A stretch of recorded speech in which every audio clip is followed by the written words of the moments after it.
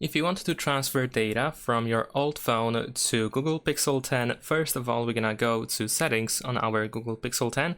And then over here, we need to find the backup or copy data option. Once you find it, let's go there, and then we can choose copy data using Android switch. Now over here, we can press start. Now, if you had Pixel or Android device, then of course you can choose this option. Otherwise, if you had an iPhone or an iPad, then you can choose that one instead. So in my case, I had an Android device. I'm gonna choose this option. And now we need to scan this QR code. So we're gonna scan the code. There we go. And then we can open the link on our old phone. In this case, I also need to enable location. Let's wait for the next screen to appear. So now we have the connection and we need to wait for the next screen to appear on our Google Pixel 10. And there we go. Now we can go ahead and press next.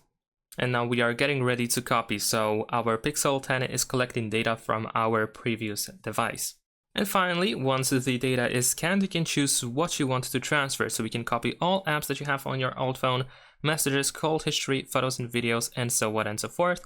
And you can uncheck boxes in case you don't want to transfer something. So in my case, I just want to, let's say, transfer photos and videos, and that's all. So once I select photos and videos, I'm just gonna press copy, and now we just need to wait.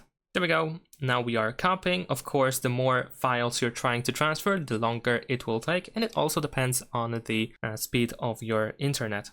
And once it is done, we can simply close on our old phone as well as on our Pixel 10.